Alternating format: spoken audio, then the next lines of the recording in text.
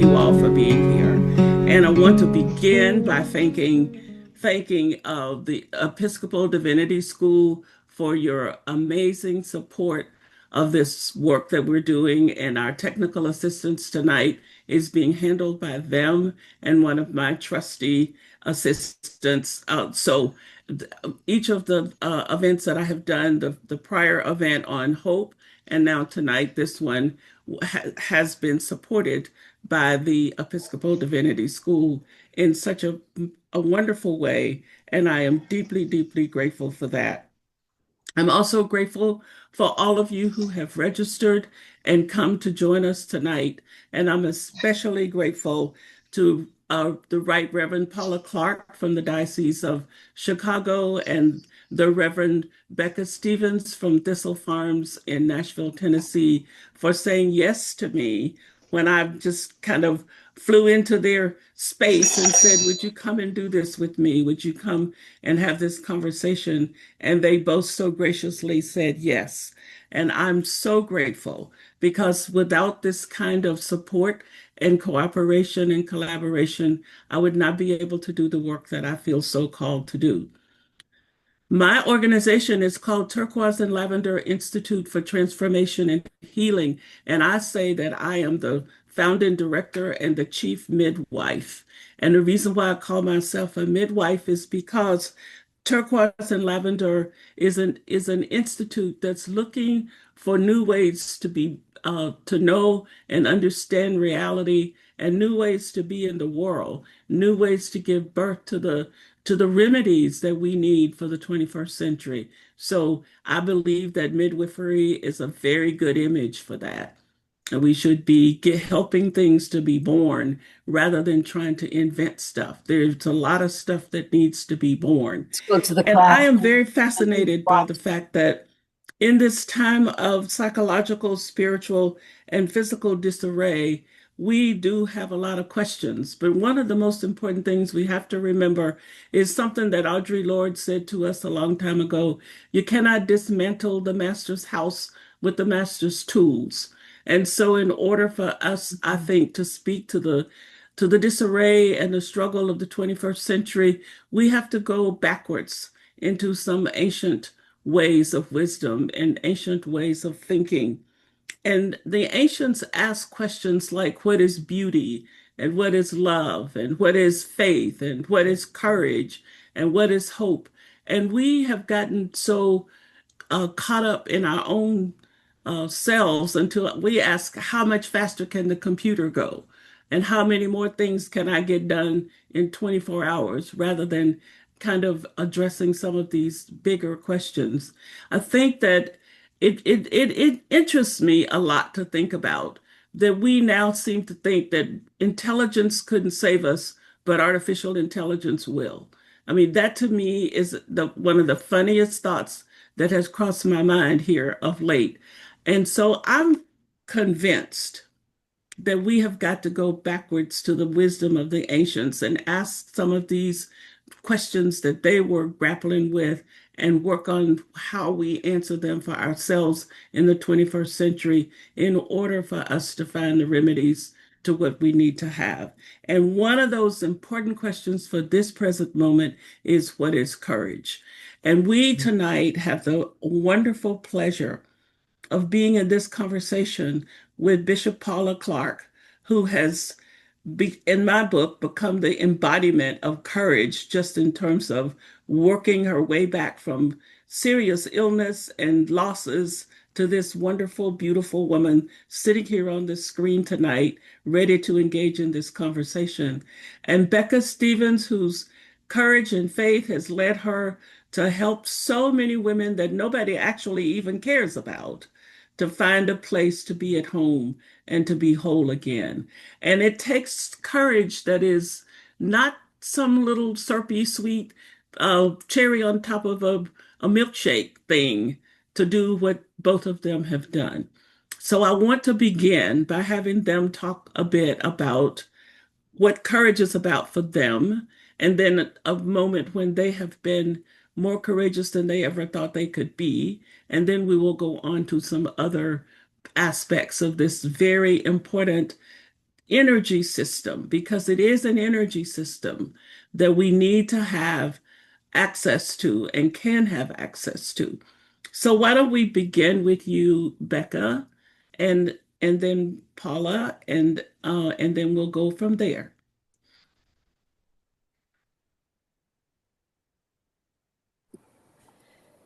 It is an honor to be here with you, Dr. Meeks, and with you, Bishop, and to get to share some thoughts about courage, to share just conversation and joy. And I love that we're wearing basically lavender and turquoise, all of us. So we must be in good, I don't know, mojo already. So I feel when you wrote the email about courage, I was thinking about how over my 33 years as an ordained Episcopal priest, that I don't think about courage in my life as much as practicality. And sometimes to get through all the crap, to do the practical work of love, maybe on the outside it looks a little bit courageous, but on the inside it feels like it's just the practical way to live. Like, of course we're going to do this. Of course we're going to include this. Of course we're going to love this way. This is, practicality is 9/10 of love. So, of course, if you are going to do housing for women with love, you have to build shelters like cathedrals. And that looks daring and maybe some people courageous, but honestly, it feels like that's just what love looks like to me.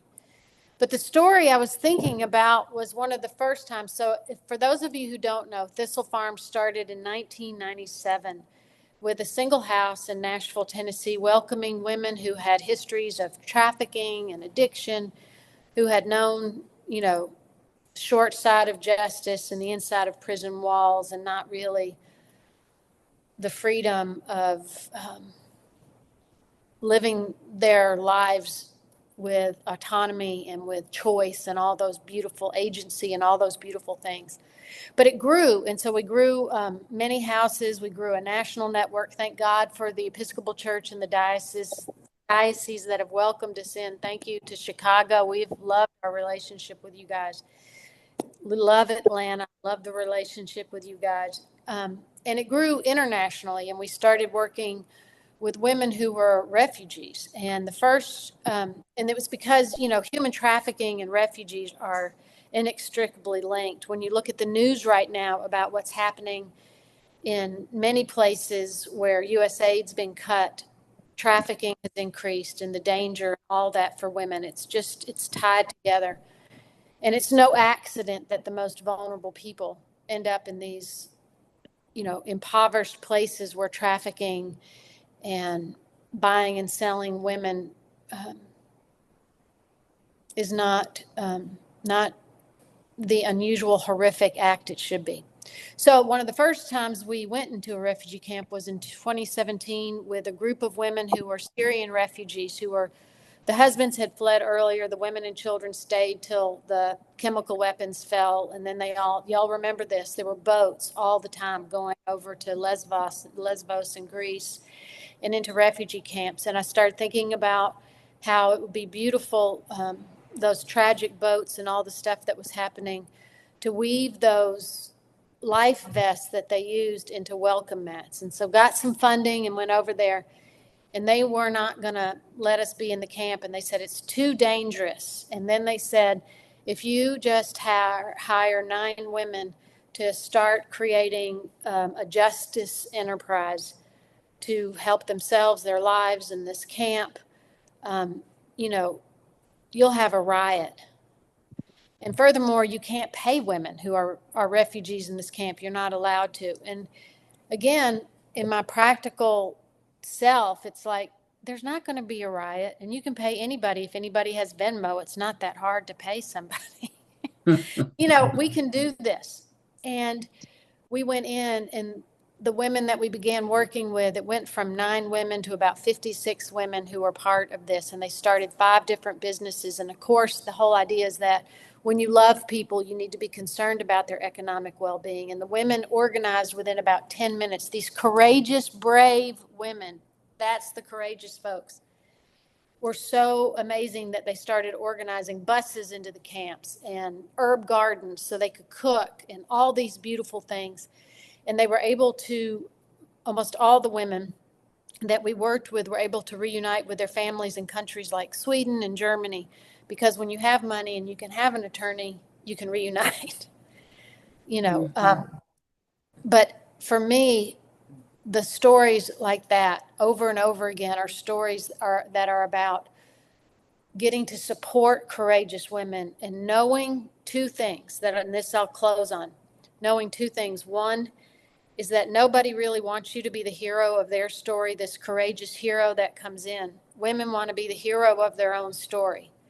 And so we get to be good hosts and provide the space. And sometimes it is, courageous for a community to continue to expand and say, I'm going to take this risk and I'm going to do this. But the other thing is that, you know, it took me a long time just to really remember that Jesus did not wear a cape, he wore an apron.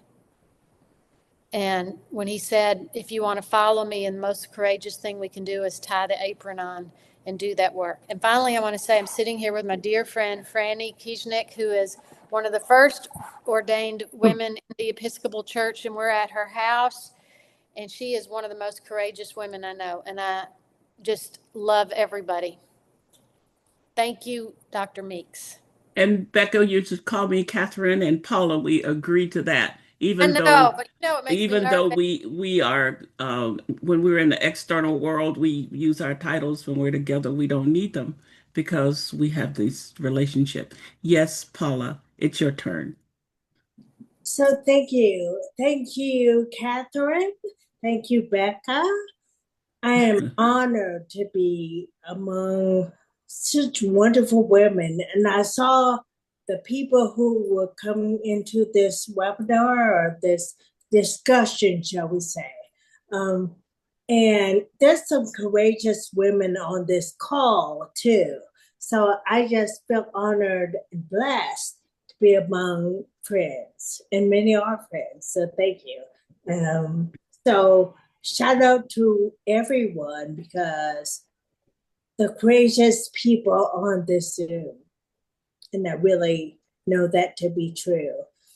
So to me, and I looked at the Merriam-Webster definition of courage, and I don't agree with it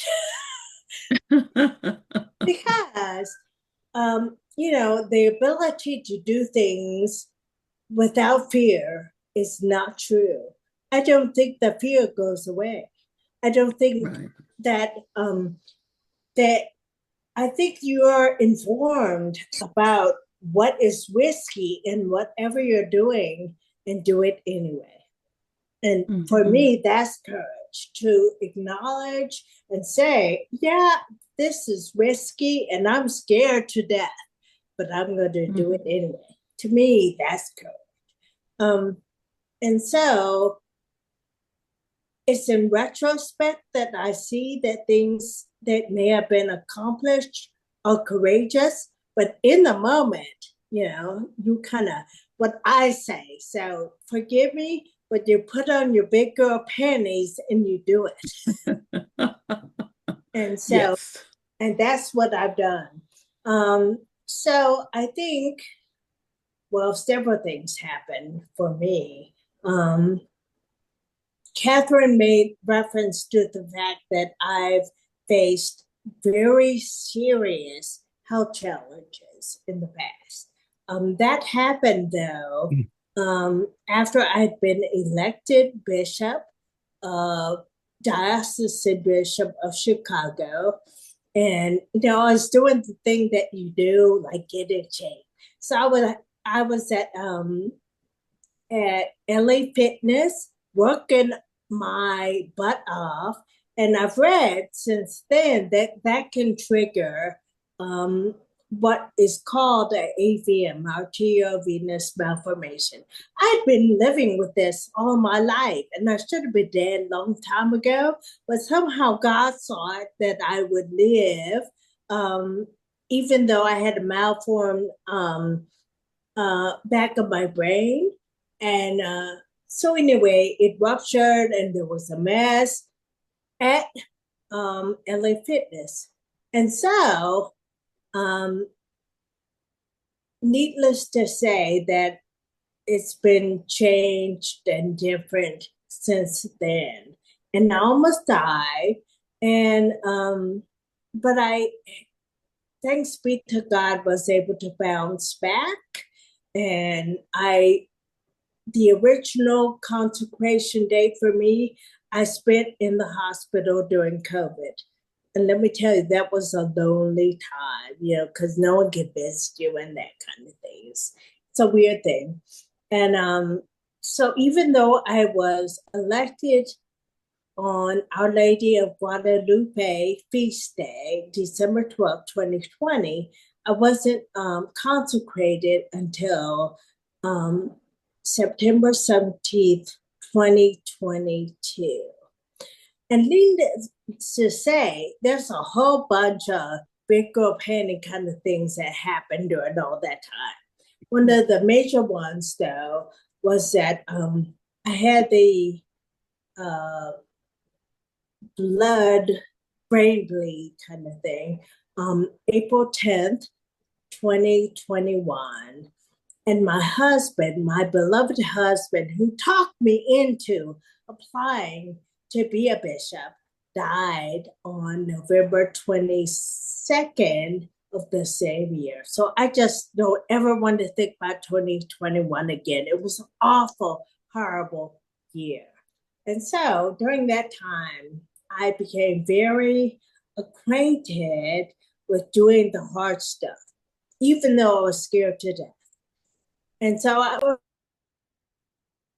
Oh, unmute yourself, Paula.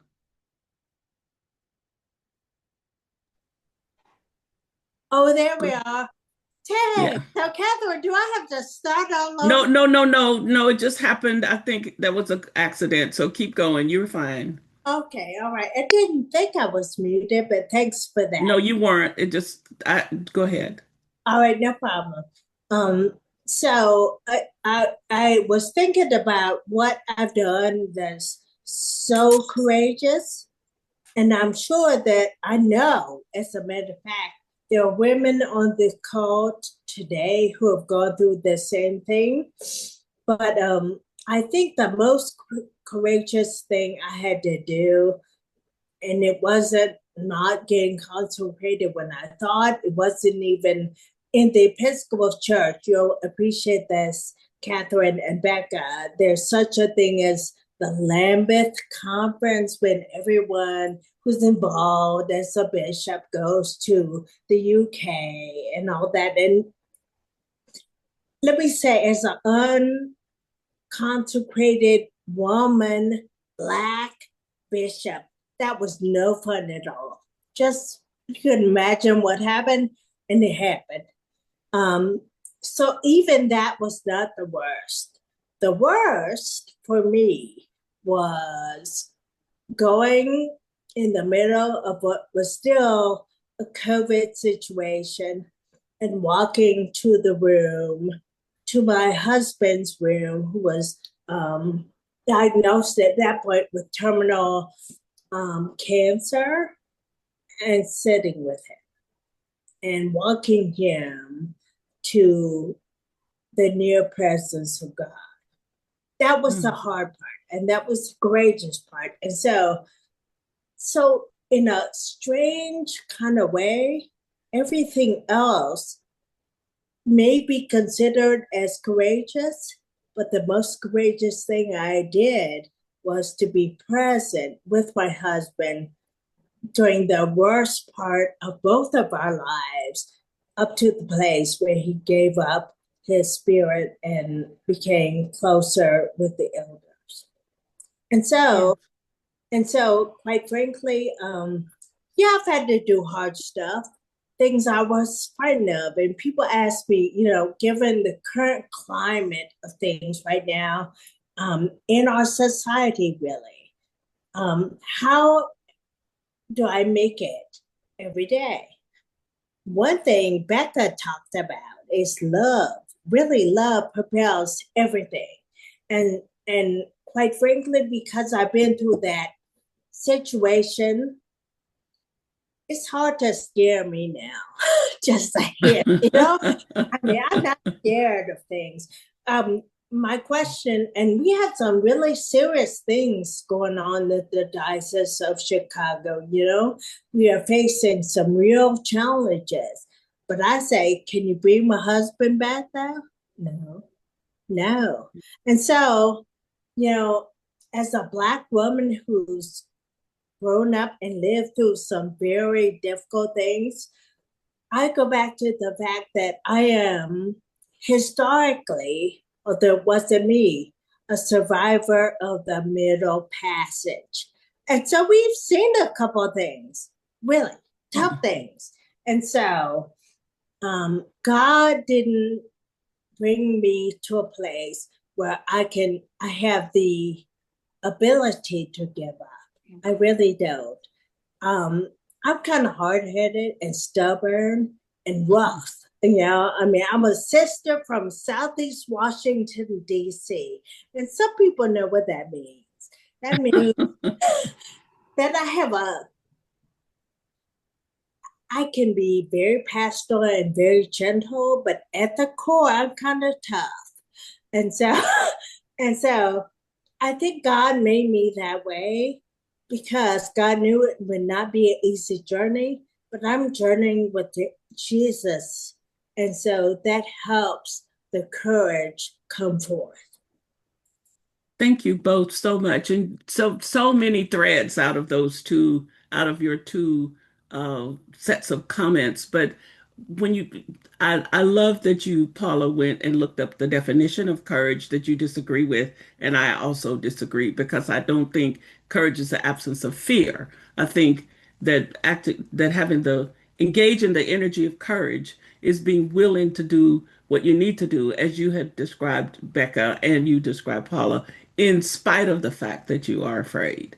And so recently I heard a woman carrying on about how scared she was to actually stand up and act out of integrity. And it just really aggravated me because I'm thinking, you're a senator, hire yourself a bodyguard and shut up and go do your work.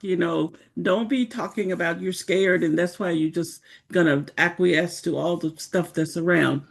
But I would love to hear both of you talk some about, as you listen to um, people now, and as you watch what's going on in the culture, and how many folks you see running for the hills everywhere, including leaders in our churches and other places that The should be floor on. standing up, speaking up, and they're not doing it. So, t- talk about that some. How do you see? How does that strike you, given those circumstances that you've been describing in your own lives and your own way of being in the world? And what do you think we can do to help people begin to take a step back and take a deep breath and see if they can't find that energy that allows them to be more courageous? I don't care which one of you goes first. Paula, Becca's choosing you. Thank you, Becca. I'm not sure about that. So I am very much embedded in the gospel of Jesus. And so that whole notion of being scared to speak up to me is not consonant with what I believe in and what I have been taught. And so even for those people who are scared to talk, my counter is, if not you, who? And that we don't have the privilege at this juncture not to speak up, because nothing will be said unless we do. We come, and I keep on going back to what Becca said, but I believe it with all my heart, or else I couldn't do this. That part of the onus of love has to be courage, has to be the willingness to do things, even when it's tough, the willingness to do it. And Jesus taught that. And so my thing is, you don't have to ascribe to one party or another, but if you're going to be an out and out follower of the God I know, then you have to be willing to stand up for love and goodness and compassion. And need I say, but I think it's part of it, honesty. And so, unless you're able to, okay, I went to a funeral a long time ago, but I really hold fast to it. A widow, so I obviously relate to her, said at her husband's funeral that if we do not follow and believe in Jesus, then we might as well pack it all up and go home. Because the God that I know, Emmanuel, was with us, expected his followers to have a courage that was beyond explanation, really. It's part of the trust and part of the belief and part of our whole way of being to buck up, really, and follow the one who embodied what love is all about. And so that's what I've endeavored to do. Now, I mean, was the person who was kind of rebellious called? Yeah, I was. I was. And has God reconciled this situation? Absolutely. And so I think that when preceded by faith, some of the other concerns fall into place. Because I say this, and it's probably to evangelical folks, but I do believe that God's got us. I do. And so if God's got us, we're able to do things that were unimaginable otherwise. So so I hold people accountable. Don't talk out of both sides of your mouths. Don't say that I'm gonna acquiesce because that's what's convenient. It's not about convenience ever. It's about the gospel and what is expected of you. And so yeah, I hold people to the standard that our Lord and Savior established for us. Thank you. I love that. And I love Southeast Washington, D.C. My first job was at Bread for the World and lived down there. And just everything you're saying is just so inspiring. And I just want to sit at your feet and listen some more. But what I could add to it is that when you do find yourself in the story of the gospel, it is hard not to act or speak on behalf of each other, you and me, speaking out on behalf of each other. And I've been immersed in the story of the Jericho Road. And one of the things that I think is super dangerous is that we turn everything into a metaphor. And so you don't feel like you have to speak, well, the Jericho Road's a great story, and I remember reading it when I was at Bread for the World, actually reading King's speech about, what made, for good reason, the priest and the Levite didn't stop because what would happen to them, and that the Samaritan stopped because he asked the question, what would happen to him if I didn't stop? And that's how, like what happens to all of us if we don't speak? You begin to ask that question. But more than that, for me, I always read the story of the Jericho Road knowing I had been the guy in the ditch. Paula, I share with you that I've known grief my entire life, and it does make you tough and hard, but it also reminds you that we got here because some of the mercy of other people too. and that we have a deep gratitude, and that gives us the ability, if not courage, at least the ability to say something. Like, I'm super grateful for people who stood up for women's ordination, like my friend Franny. I'm super grateful for all the people who've done justice work forever, and this is just our season. That's all it is. But the thing that I've learned, two things that I've learned about this idea of stopping and speaking and caring and acting. Two things. One is that it's a misnomer that there's this one guy called the Good Samaritan that did it. I mean, the first thing he did is he dropped that guy off at a hotel and somebody else fed and put him in a bed. You know, it takes a community. And so as long as you know when you're speaking, it's not just you. When Bishop Buddy or whoever says something, it is a community of people. It's not just on you, it's on all of us. And we are a strong community together. And so it helps. It's like it's a communal effort. And the last thing I want to say is that one of the groups that we've been heavily involved with this year is a group of women potters in the West Bank in Bethlehem. And when I talked with the head of that group, Rasha, who is an incredibly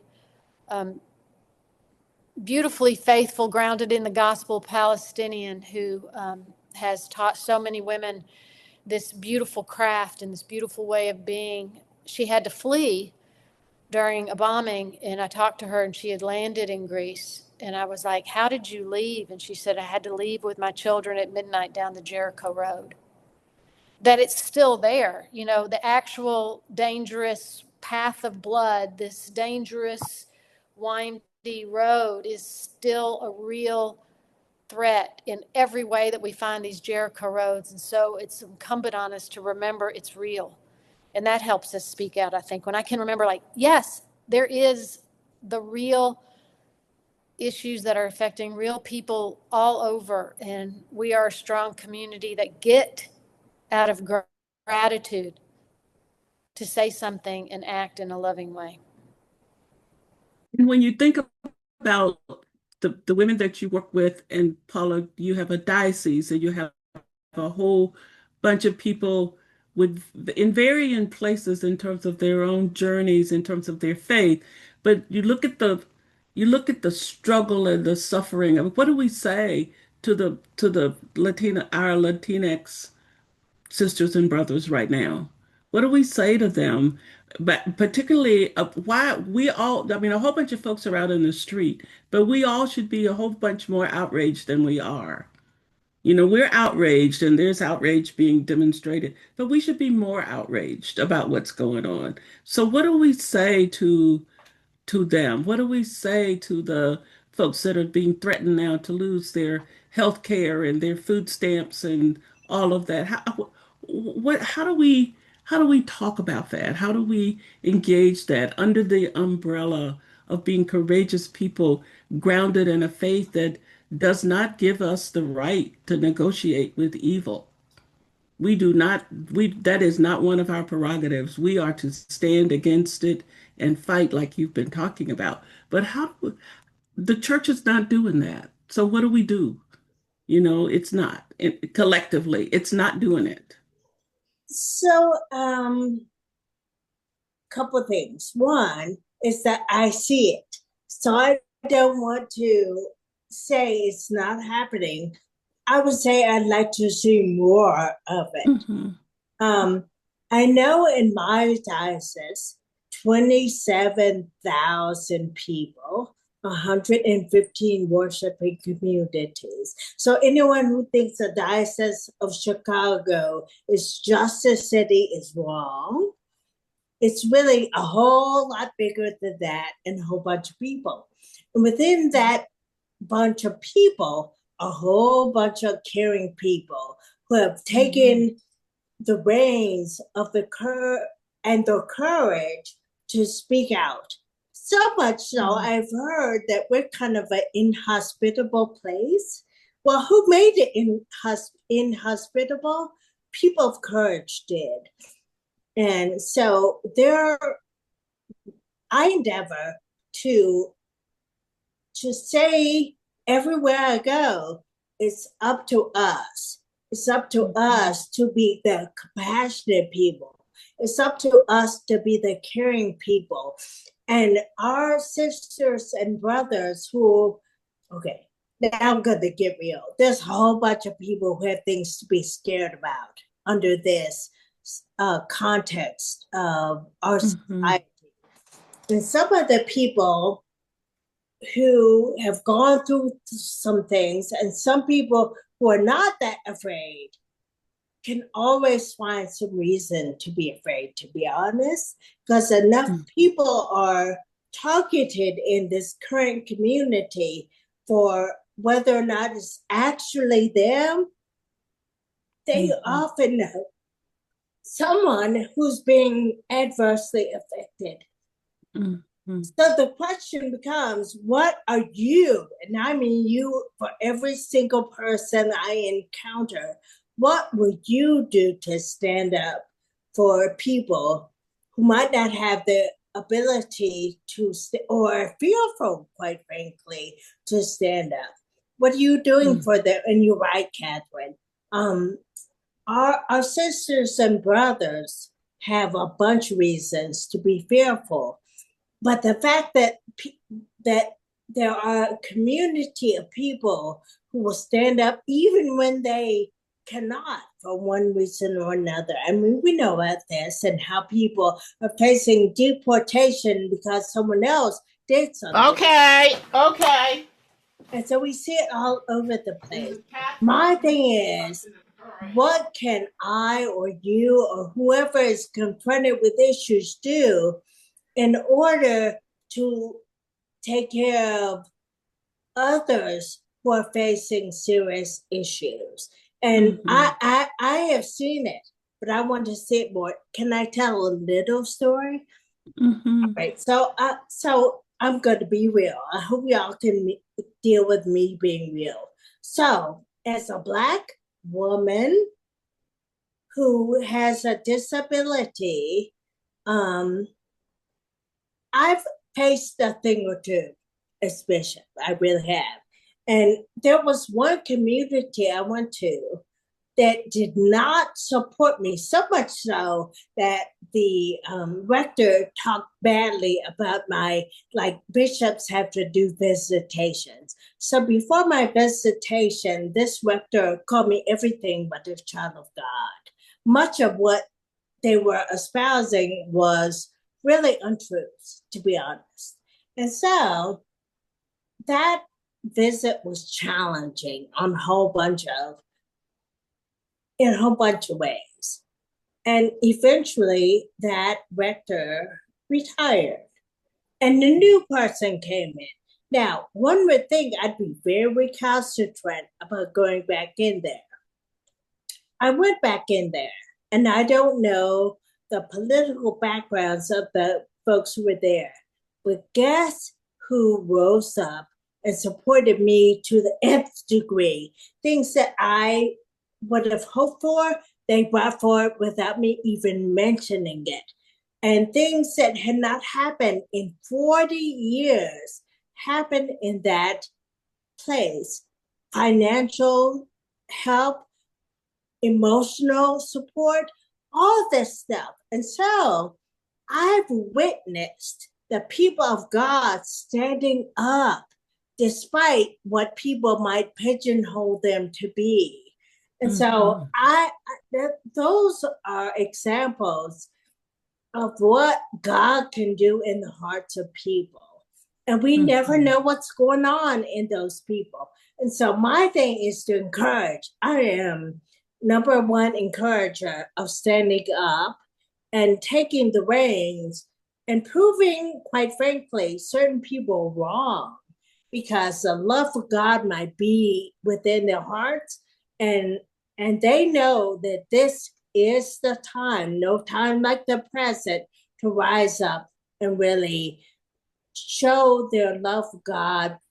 So we're talking about love in action.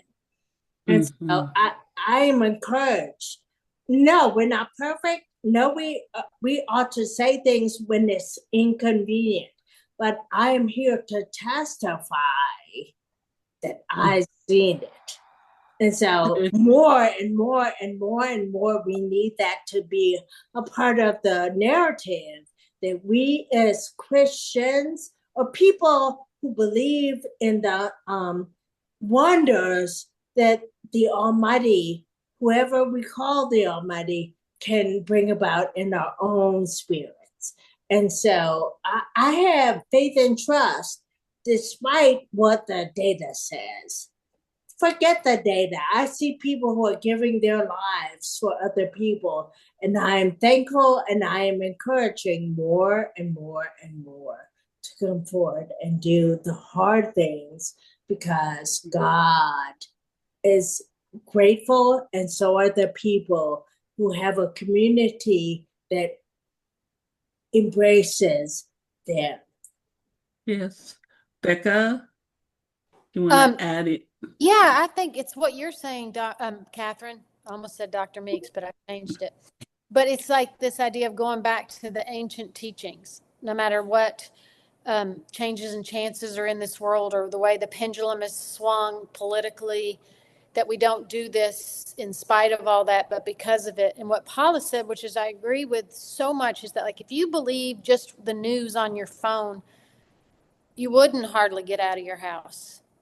But that community is more powerful than that. And like all these people on this call remind you, like there's a lot of people who are loving and caring each other and doing that work. And the other thing I keep thinking about is like in Matthew, there was an occupied nation and people are wanting Jesus to say this or say this. And he keeps talking about seeds. There's 4 gospels in a row. And he's just telling stories about these seeds that get planted.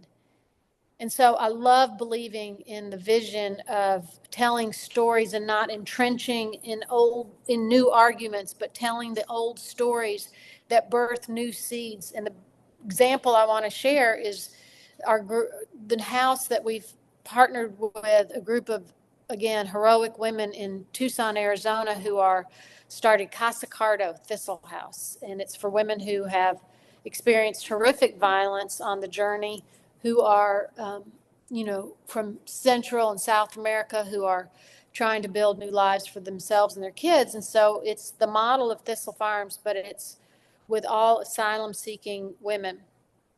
And you tell the story of not immigration, but with one of the women and their child that goes to an Episcopal school now, Epiphany School in Tucson, and just won the 8th grade award for outstanding excellence. And that she went before the judge and the judge granted her asylum in this time, by the way, granted her asylum and in fact said, this is why we have asylum.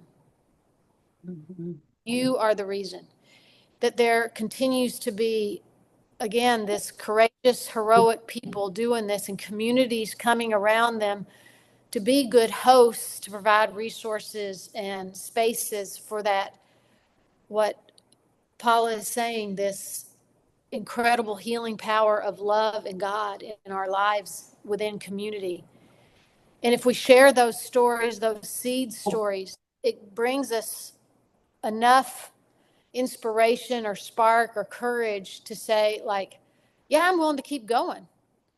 I am not even beginning to think about backing down, especially about how, we have treated so many people in our country, in that we can do better, and we can only do better if we, stick together and speak out together and share stories of hope.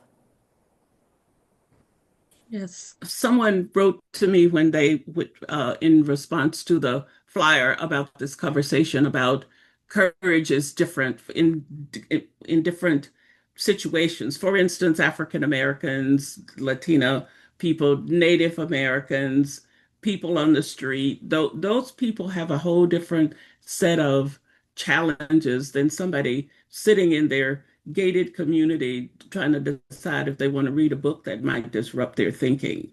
And so, you think, oh, it's going to take courage for me to read this book because it's going to be about slavery or it's going to be upsetting. Well, it might take courage, but it's not the same energy that it's going to take to get up from under the bridge in the morning and go try to find a toilet or try to get some food. So I want to be sure that all of the folks who have been so wonderful to sign up to be here today, and the ones that everybody that will see this later understand that we're not talking about some little kind of milky toast emotion that you just kind of lay somewhere to say, well, let me see, can I try this new lipstick or go into this neighborhood and get a cup of tea from a place I've never been before. It may be that for you to do that pushes you beyond someplace you've been, but don't mix it up with folks who have to get up in the midst of when I think about African Americans, the enslaved people having the capacity to never give up on the possibility of freedom, though they lived and died and never saw it. Mm. They kept on thinking freedom is a possibility. And here I sit, here Paula sits, here we African Americans in this country sit as free people. It was the dream they had the courage to keep on holding on to. And Native people who have just been decimated still have the courage to be creative, to live. And the women that come off the street after 10, 15, 20 years of decimation and deprivation, but can get well because they somehow managed to keep on being able to put one foot in front of the other in spite of everything. So how do we make this a more common thread in every day, in our everyday, how do we do this in right now in the United States of America? We have this wind blowing that's saying, oh, this is the worst thing that's ever happened, this administration, all this stuff. And it sounds like a joke almost, because there are many of us who know many things that are worse than this. It's disruptive, it's maddening, it makes you outraged and a whole bunch of things. But there are a whole bunch of things that are worse than this. And so, Becca, you said something to me some weeks ago. Maybe somebody said it to you, I can't remember, but you said that the quote was, I mean, the point was that we have to keep tending the embers until we can make a fire again. And for me, that is the essence of courage. So can you talk a little bit about when you're sitting with people that just can't get out of their um their fear their fear space? How what do we say to them? How do we help them? Because this conversation is not as far as I'm concerned, I want this conversation to be about how do we help people step up to the plate a little taller because they've listened to us engage in this conversation. So how do we help those folks that are really shaking in their shoes? Some of them without much of a reason. They're just shaking in their shoes because everything is disrupted, and not necessarily they haven't been disrupted yet. They're just watching the disruption. I think so. Anyway, that's enough preliminary. Let me let you all say what you have to say about that. Do you want me to go? Yes, go ahead, Becca. Okay. I just quickly, so the thought on the tending the embers so that you can get that spark going, I think it's been proven over and over in the history of justice movements, whether you're starting, like you think of the grandfathers and grandmothers of the civil rights movement who tended those embers and those sparks to get something going for decades. Or you think about the, for me, when I think about all the people in the 80s during the AIDS crisis that kept going and going until finally there was some movement and some, it just takes a long time to have those keep the embers going enough so that it can spark up. That's what I want to say. And that's a beautiful thing.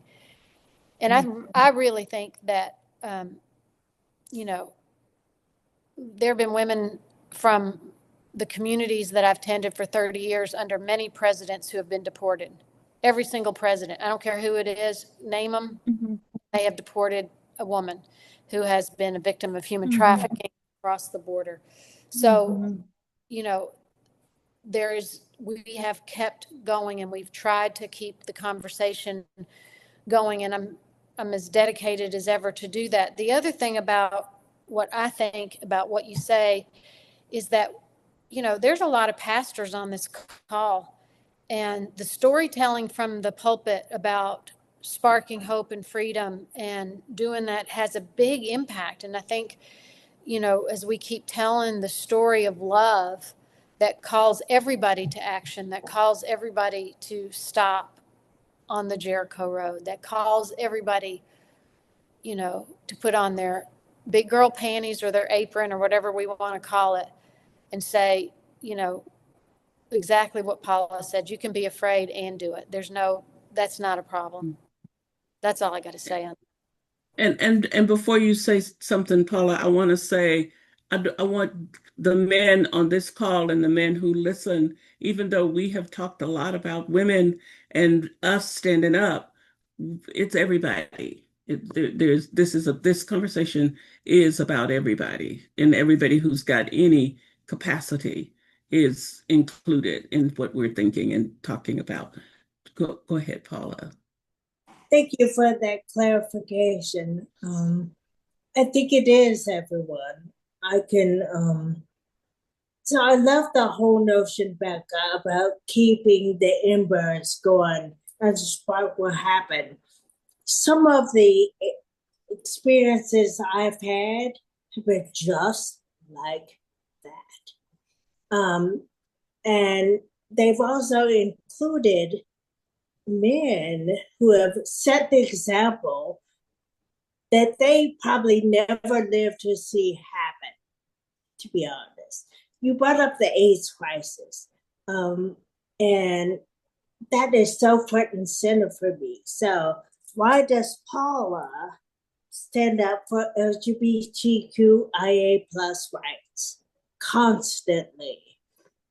The reason is because when we were in the throes of the AIDS crisis, the senior warden at my parish was embraced by the rector and my father. To be honest, God rest his soul, he just passed 2 weeks ago. But sorry, Paula. Oh no, it's okay. He was an awesome man of God, 94 years old, and I'm proud to tell of him. Let me tell you. But that man and that rector hugged the senior warden of my home parish when no one else would give. I mean, we thought you could get AIDS from just being with someone, much less hugging them. And the whole congregation stood up and went pew by pew and hugged the senior warden, who had already been pointed out as having AIDS. Do you know how that transforms a person?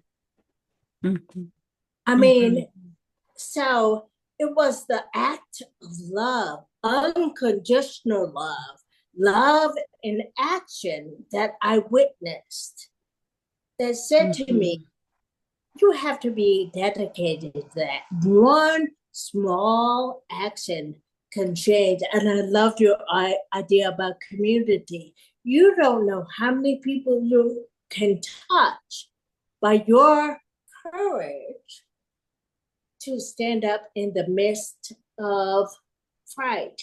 And so I think, as I said before, I think you cannot be courageous unless you know that it's risky and you're fighting. You know, it's really the essence of the courage that in spite of your fight, you take action. And so we're really big in our diocese right now, and we're saying it, that courageous leadership. I'm espousing we must be courageous leaders, or else, like that lady said a long time ago with me, we might as well pack up and go home. It takes the courageous leadership, the love, unconditional love that makes a difference. And it's like wildfire, it spreads, it's contagious. And so you never know, as you said, Becca, who you're touching. But we're in this society under a real crisis of loneliness. The Surgeon General wrote about it, and I was watching it. And so the importance of courageous leadership cannot be underestimated. It only takes the willingness of one to touch myriad people. And so that's what I'm advocating. Well, as we move toward coming to the end here, I hope that the audience is uh, taking this in both in your souls and spirits, but also in notes if you think you might not remember. But this is being recorded and will be posted in a lot of places. So, and everybody who's registered will get a link, so you will be able to listen to all of it again. And it's important to just remember primarily that being a courageous person does not include having to put out all of your courage in 1 minute. It's day by day, step by step. I always say that our biggest thing is to stay faithful and stay focused. To stay faithful and stay focused, and every day to do what is necessary. So I want you, Paula and Becca, to talk about. I know you engage a lot of reasons to be in despair. I mean, the work you do, the lives you live. So how do you keep yourselves going? How do you keep going day after day?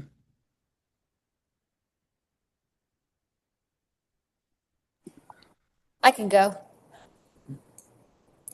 I feel like one of the things that is a part of this journey of courage or practicality, is whatever the word you want to use, is there's so much joy in it and freedom.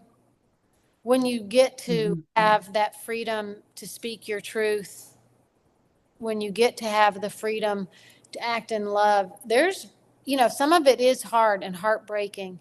Oh. But there's so much joy, and like humor helps. Oh my gosh, how about humor? Where's that for courage? Helps so much is to go just like, there's some horrible situations, and that there is some funny stuff even in those situations. And that helps a lot. And then I knit one sock every day. That keeps me sane. One sock a day, and then I feel like at the end of the day I have a sock. And so at the end of the week, I have usually about 3 socks. And so 3 pairs. So it's like small things. And then, I'm building this huge library of socks. And at the end of the year, I'm going to give all of them away. And it makes me feel like it's not a Mandela like a monk, because I'm too practical to waste time drawing in sand and wiping it away. I'd much rather just give it all away at the end. So those are some of the things I think that keep me going. And I'm just so grateful. That's the other thing that really keeps me going, is like, if I can get to gratitude, that is faith. And I feel so grateful. And I'm grateful to both of y'all, and thank you for letting me be a part of it. Thank you for choosing to accept the invitation, Paula. So I keep on going back to this, but it really gives me hope and the will to keep going. And that is community.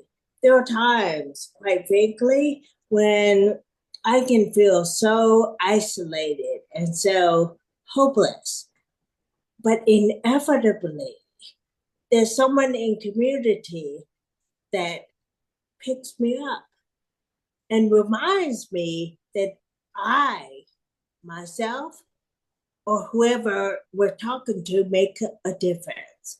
And so the ability to see wider than yourself, you know, like some things, if you focus on yourself all the time, you can get really, really caught up and less Mhm. courageous. But there's something empowering about the community that gathers around you and gives you the will and the determination, quite frankly, to keep going and stay in the fight. And some of it is getting in touch with what gives you life and what sucks your life. And so I Mhm. loved you talking, Becca, about what is freedom. Quite frankly, some of the awful things that happened to me has given me liberating freedom. Really, really. Mhm. And so, to be able to say, you know what, that really makes me mad. I want to fight about that. you know, there's something about that that gives me energy to keep going and to say, Yeah. you know what? I mean, so I guess I told too much about myself in the sense that your willingness to tear me down only gives me energy to rise up. But I think Yes. that the people around us also influence that ability. You know what they said about us? What do you think about that? And I'm mad about that. I'm going to fight that. It's kind of my retort. But I Mhm. think I'm not the only one like that. I think being reminded that that really matters to you. I cannot Mhm. abide. Like, okay, Becca, you talked about Tucson. Some of the most awful things I've ever seen in my life was being in a court of law with people shackled next to each other and having no rights, no justice. That made me mad. I'm going to tell you the truth. It really did. It made me mad. But it also got me in touch with what I'm passionate about. And so it redoubled my resolve to do something about it and talk about it until I'm blue in the face. So other people can get as mad as I am and do something too. And Mhm. so I think that our ability to rise up as a people is empowering. I really do. Oh, thank you. Thank you both so much. You all I'm just so thrilled that we had this opportunity to be here together for this block of time and talk about courage. And I just hope that folks who are listening and folks who will listen, and let me say again that this recorded session is will be posted on websites, and everybody registered will have a link to it, and you are free to use it in any way you want to. Someone was asking, could they share it? Absolutely. There's no point in doing this kind of work if it's not to be shared.